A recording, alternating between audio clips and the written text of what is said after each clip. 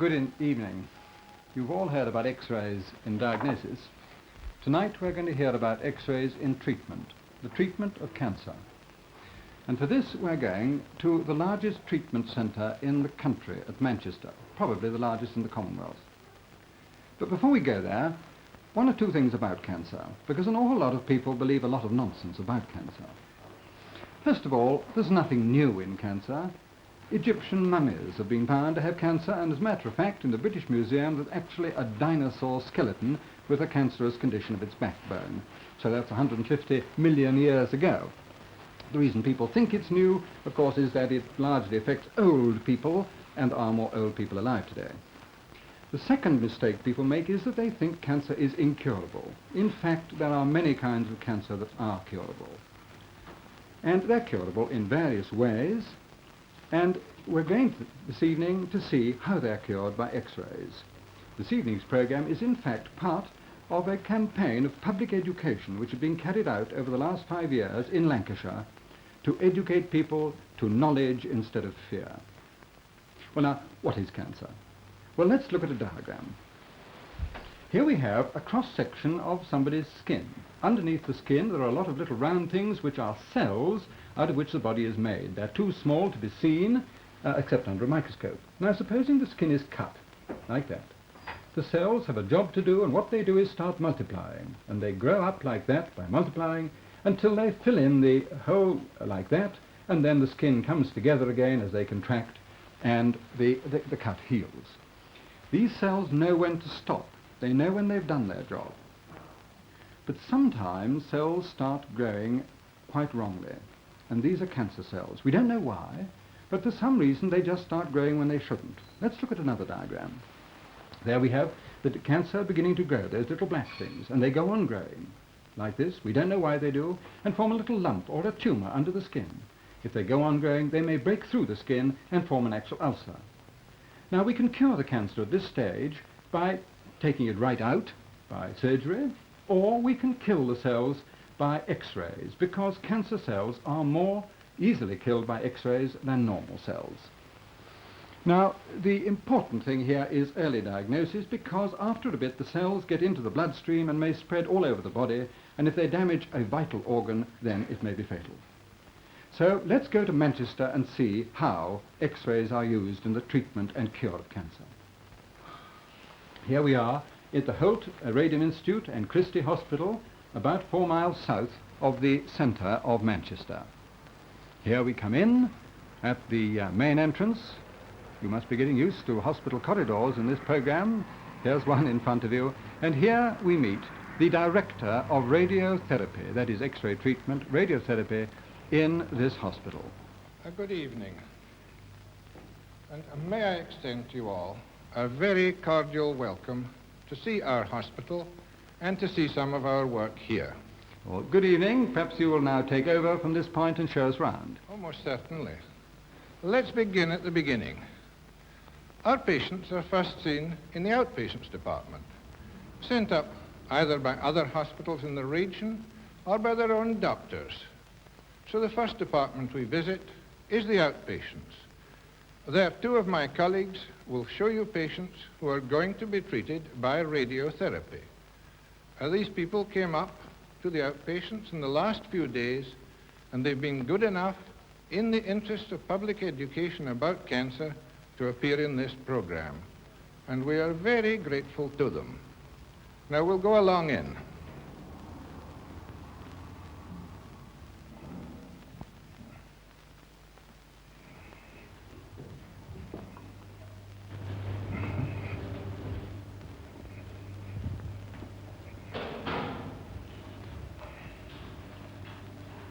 Now here we are in outpatients.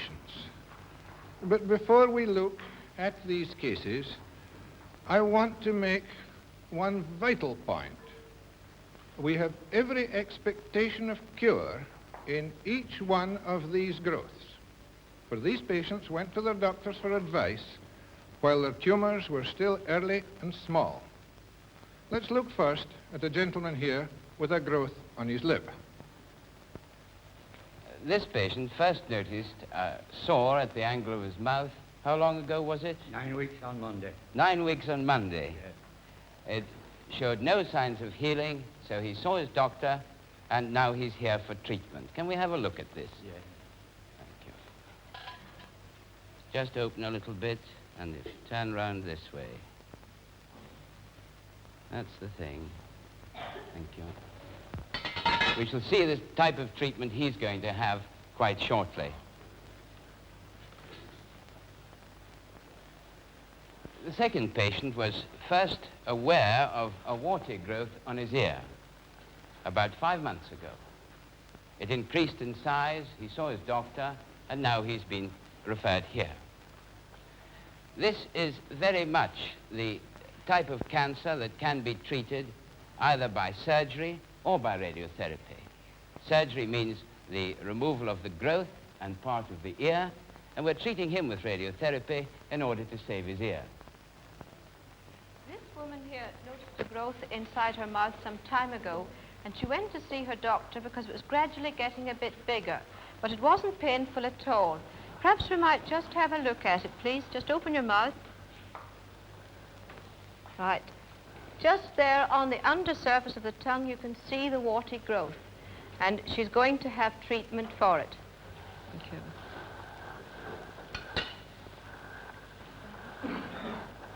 Now, this is another patient I'd like you to see.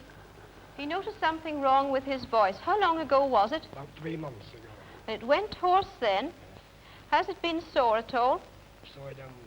But not the sort of sore throat of a cold.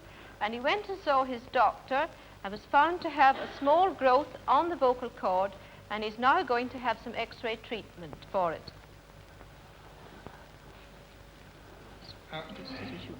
There we have 4 different growths, which we think will respond well to radiotherapy. 3 of these tumors happen to be visible, so we could show them, and the other you heard. Now, there are many others which can't be shown, but are equally curable. For instance, there's cancer of the breast, where surgery is so very important. Then there's cancer of the womb, usually treated by X-rays and radium, as we'll see. Now, both of these, if taken in good time, have excellent expectations of cure. We'll be showing you in a few minutes some of the methods we use, and you'll see for yourselves that there's nothing very dreadful about any of them. It is, however, a very precise business, calling for great accuracy. So we have a special department to help us with this problem of ensuring accuracy. And that is the next department we'll have a look at.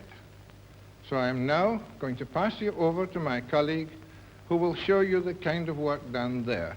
It's quite an elaborate and craftsmanlike task, as you'll see. This department is the mold room, and here specially trained technicians make the appliances needed for both radium treatment and X-ray treatment. By the way, before I tell you about the work, perhaps I should explain what this badge is. It shows how much radiation we get during the course of our work.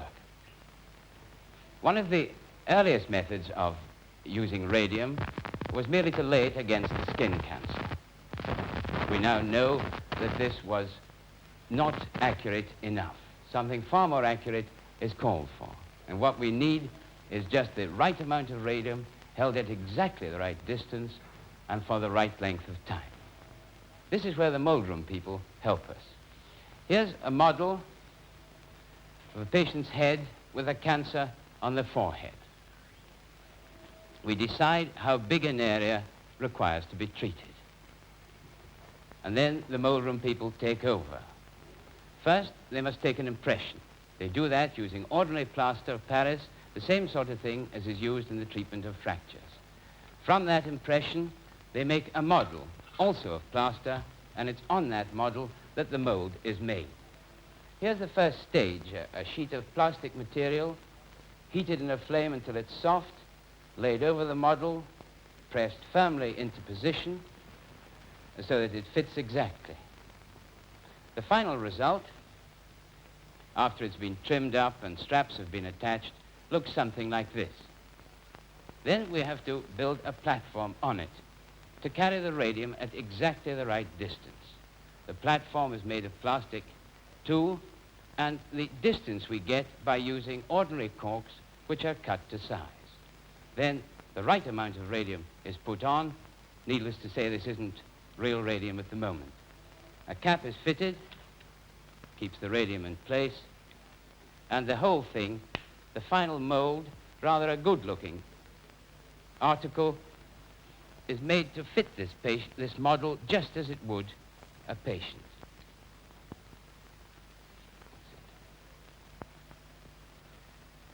Now, that's a fairly simple type of mold. Something more elaborate is necessary for this patient. You've already seen him. He needs a double mold with radium inside the cheek and also outside the cheek, so that the growth is sandwiched between the two lots of radium. We'll ask him to put in the inner part of this mold. That's the way.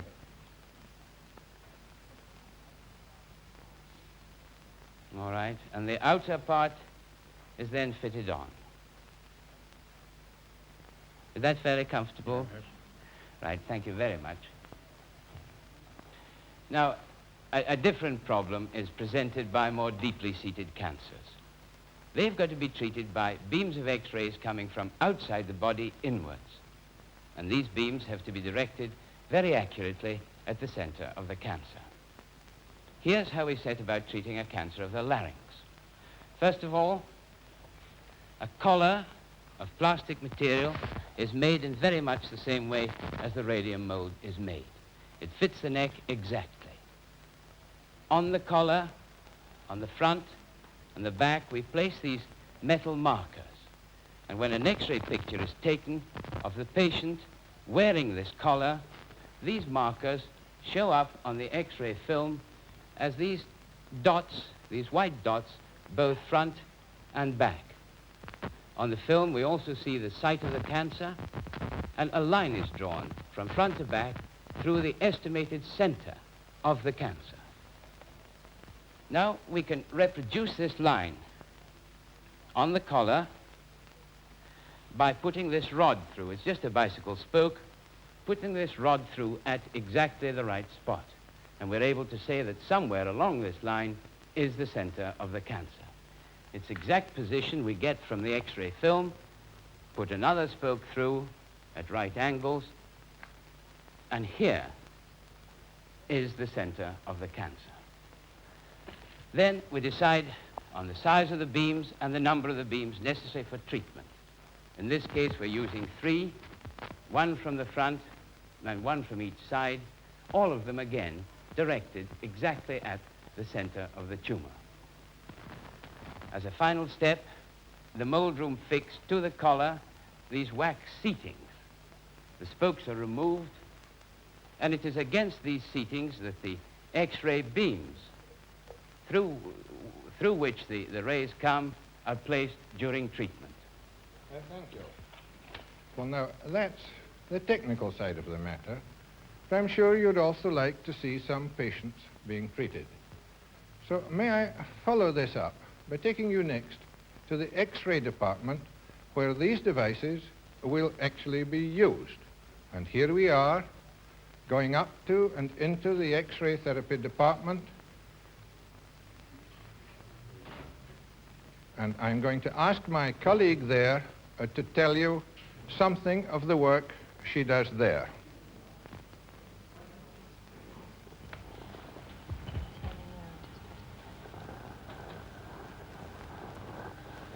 Well, as the director told you, this is the X-ray department where we give the X-ray treatment. Here there are 9 machines because we've got so many patients to treat. Now come with me and see how the treatment is actually given. In this room here, we have a man who's having treatment for a growth in his throat. In the mold room, you saw this shell being made. Here's the patient wearing it. It's quite comfortable, isn't it? Yeah. Now this is the X-ray machine, and that's the applicator through which the X-rays reach the patient. Now we'll just get him into position, please. The applicator comes in contact with the wax. And we want to make absolutely sure that the center of the beam of X-rays goes straight through the tumor in the same way as the bicycle spoke did in the mold room. Now, if it did go straight through the tumor, it would come out at this exit mark here. So to make sure that that does happen, we position the patient so that this pointer is on the exit mark of the beam and the applicator is on the wax. Then we know that the beam will go straight through the tumor from the applicator and out at this point. Now he's all ready for treatment, so we'll go outside the room to the control panel where the machine is switched on. Here we are at the control panel, and the radiographer is just setting the time on the clock to give the exact amount of radiation to the patient. Now she switches on, and all the time she watches him through this lead glass window here. You can see that he's quite unconcerned during treatment because he doesn't feel anything at all.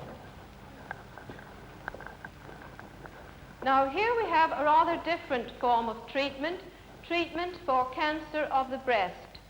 Now it's different because the area that has to be treated is very much larger than in the previous case that you saw. But the area is quite superficial and can be outlined on the patient, and so a shell isn't necessary.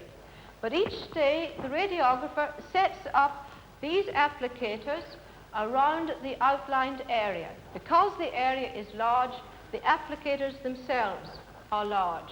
And that is how a form of treatment is given for cancer of the breast. Now there is another very common form of cancer affecting women, and that is cancer of the neck of the womb. And it's usually treated by radium and X-rays. Now it's not possible to show you the actual radium treatment, but I'll try and explain it to you on a diagram. Now on this diagram here, this is the womb or uterus, and that is the cervix or neck of the womb, and that is where the cancer may develop.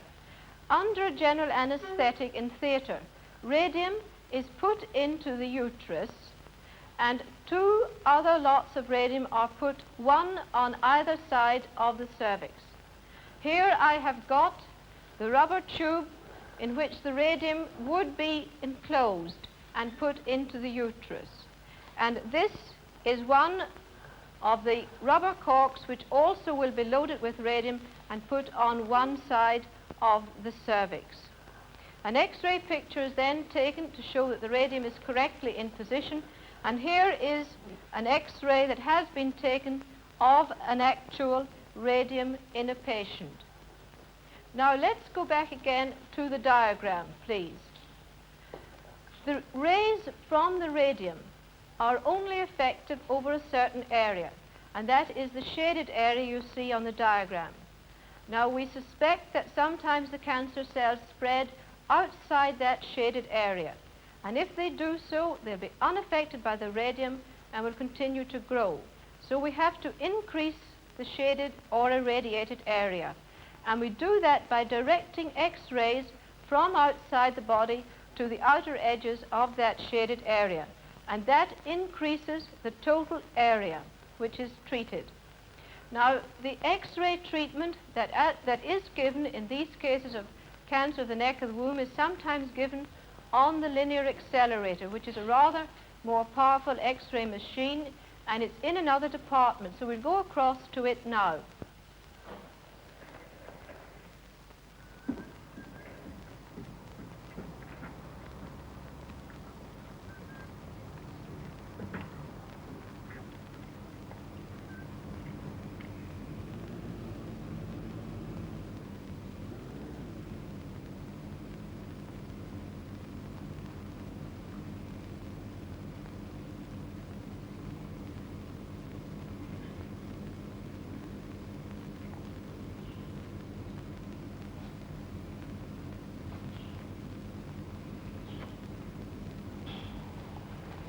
Now, this is the last treatment department you'll see, and I thought I'd like to show you it myself. It is, in fact, a medical research council unit. And here we have 3 of our most modern machines. One of them's called the linear accelerator, and we're going to have a look at it. Now, this room we're in now is the control hall for all three machines, and here is the control panel for this 4 million volt X-ray linear accelerator. Now, 4 million volts is quite a hefty voltage, as you'll probably appreciate. Now, because of this, the radiation's very penetrating, and that's why it's so useful to us. But it presents a problem. We must not let the radiation out of the room. So the walls of the treatment room are from 3 feet to 6 foot thick and of solid concrete. Actually, the interior of the room has to be viewed through the wall using this special system of mirrors here. In reality, it's a sort of glorified periscope, but it's got battleship 6-inch steel walls. Now, this is really your patient, so I think perhaps you will carry on from here with your story and tell us about her treatment. As I was telling you a few minutes ago about adding X-rays from outside the body to increase the irradiated area, let's now have a look at the linear accelerator and see how it's done. Inside the room, we have another camera which will show us the equipment and the radiographer getting the patient ready for treatment. Now, this is the machine itself, and I think you'll agree it really is a powerful looking machine.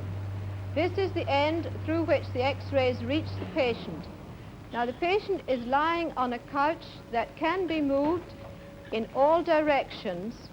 The radiographer is now just placing the patient in position underneath the tube and getting her accurately set up for her treatment. She uses a special device to protect the area which has been treated by radium. She puts in this tray, and this will carry the device. That's it now going into position. Now, that device will also direct the X-rays to the outer areas where we wanted the rays to go during the treatment. The patient is all ready for treatment, but this patient had cancer of the neck of the womb 5 years ago and is now perfectly well. So she's very kindly come along here this evening to show how the X-ray treatment is given nowadays. At this stage, if she was having treatment, the radiographer would leave the room, come out here to the control panel, switch on the machine, and watch the patient through this periscope window all the time she's having treatment. And in fact, she can communicate with the patient by this microphone here. Thank you. Well, now, that ends the final illustration for you of how treatment is carried out. This time on one of the most modern of instruments. Well, we're getting towards the end of our program, and I would just like to ask you 2 questions. First of all, what do you really mean by a cancer cure? Let me put it this way. If a patient's free of cancer, 5 years after his or her treatment, the chances that the disease will ever come back have become very small. So we use 5 years as our index of success. I mean 5 years well. Well, now, about in what sort of proportion of patients do you achieve this success? I suppose you want me to talk statistics. It depends really on the stage of the disease when the patient is first seen. Advanced cases are one problem. But in early cases of some cancers nowadays, we can talk in terms of 75% cure. For others, in terms of 50% cure. But people don't believe in statistics, even when they're true.